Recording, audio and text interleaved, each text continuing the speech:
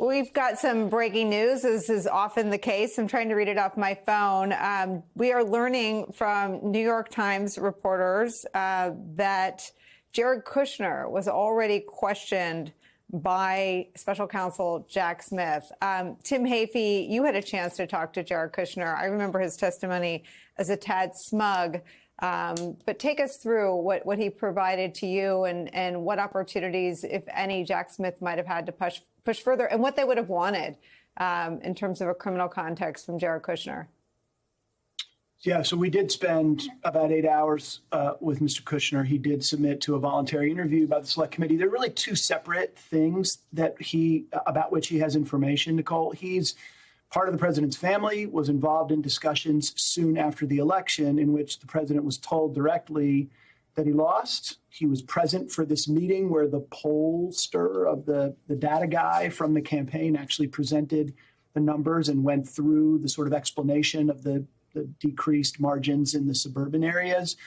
And he was already starting to move to Florida. He and his wife were looking at property and schools for their kids in November. So we developed a lot of information from him about direct communications with the president about the fact of the election loss. But the other thing that's really crucial about Kushner is that he was directly involved in the campaign fundraising that then became the Stop the Steal fundraising. He was personally briefed almost daily about the cash machine, the veritable hand-over-fist money-making machine that was Stop the Steal. As we've discussed, the Trump campaign pivoted to a fundraising operation focused on the fact that the false narrative of election fraud. Jared Kushner was right in the center of strategy of mining that false narrative for repeated cash contributions of up to $250 million after the election. So to the extent Jack Smith is looking into campaign fundraising based on these false statements of election fraud, Jared Kushner would have information about that as well. Well, Tim, Jared Kushner, I think, also sat atop the very sketchy / corrupt pardon process. And if you thought you were going to be there a second term, would you really pardon your dad? I mean, it seems that if all the people who knew, the gig was up, the lights were going out, Jared Kushner's at the top of the list.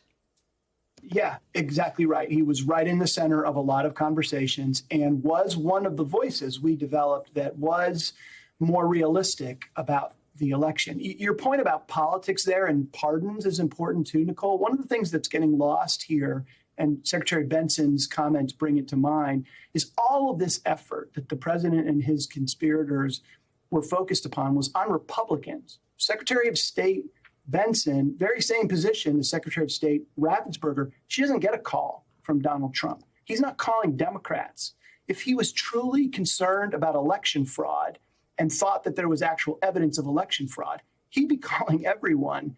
But instead, he's calling Republicans. In Arizona, we're about to talk about Arizona, he doesn't call the Secretary of State in Arizona. She's a Democrat. He calls Rusty Bowers, the Republican leader of the legislature. So this is a nakedly partisan effort to try to get Republicans to violate their oath to stay in power. The difference in terms of how he treats or reaches out to Democratic office holders, lack of outreach, Republican office holders, even outside of the Secretary of State's chain, repeated outreach to them, shows this sort of nakedly political desire. And to Neil's point, suggests he knew that it was cheating. He could only get Republicans to help him. Let me read some more from this piece that Tim and I are talking about. The New York Times has just dropped a piece of reporting that says this: prosecutors ask witnesses whether Trump acknowledged he lost the 2020 race.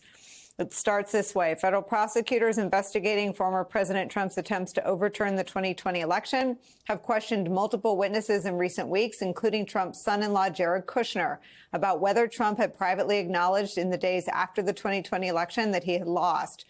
The reporting is based on 4 people briefed on the matter. The line of questioning, reports the New York Times, suggests prosecutors are trying to establish whether Trump was acting with corrupt intent as he sought to remain in power, essentially that his efforts were knowingly based on a lie, evidence that could substantially bolster any case they might decide to bring against him. Kushner testified before a grand jury at the federal courthouse in Washington last month, where he said to have maintained that it was his impression that Trump truly believed the election was stolen, according to a person briefed on the matter.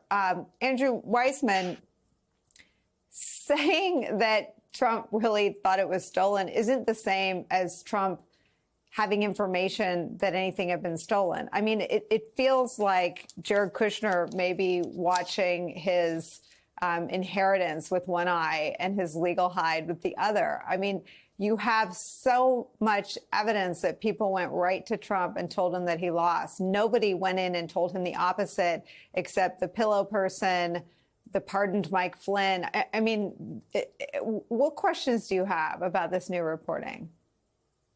So a couple things. One, regardless of whatever someone's opinion is, so Jared Kushner's opinion about what he thinks the president truly believed or didn't is not admissible.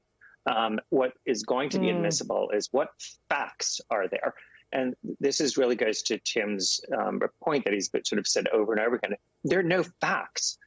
And just remember, to this day, there are no facts. In other words, like even if there were no facts then, even now, there's still no facts. So at the end of the day, criminal cases where facts and law matter. And so the other point is that putting in to the grand jury people like Jared Kushner, everyone who was around the president to learn what they would say is a critical part of what Jack Smith's job is at this point. Whether their information is going to be good or bad, they need to know what these potential witnesses would say, whether they're favorable or whether they might get called as a defense witness. They want to know exactly what their story is now, because if there are ways to undermine it, if they actually think it's credible, they want to know what it is that they're dealing with. And finally, if you look at what the Florida case teaches us, it's that Jack Smith has been meticulous. He has really done sort of this chapter and verse interviewing of everybody under the sun, it appears. And that's what he's going to need to do. And it appears that's exactly what he is doing in connection with the January 6th case. So it makes total sense that you would put Jared Kushner in the grand jury. But again, his opinion about the president, not particularly relevant. And even if it came in, not that relevant unless he has facts to support it. Neil, I'm just thinking about what Jared Kushner's life has entailed since he knew that his father had lost re-election. I mean, he spends the transition not helping the next administration deal with any of the items in his portfolio, but in the Middle East, where his post-White House life has included raising millions of dollars. I mean, to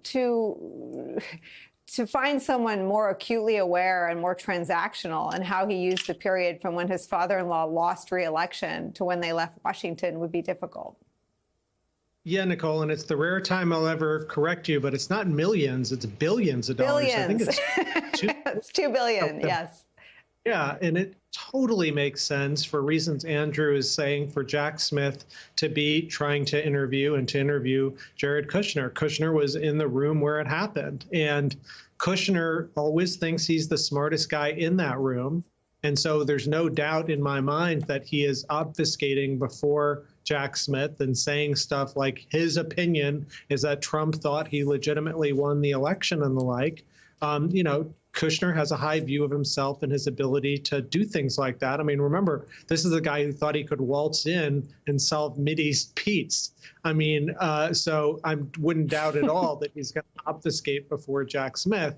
But in reality, Jared is not quite that bright. And there's going to be other contemporary evidence. Who else was in the room with Kushner and Trump whenever they spoke about it? What did the email and text traffic say?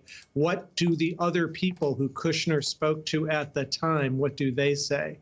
It's hard to coordinate all of those different stories, which is why investigators do ask every person to tell their story. And so that's part of what Smith's doing here. So to me, this just kind of demonstrates, as Andrew was saying, that Jack Smith has been meticulous in this investigation so far.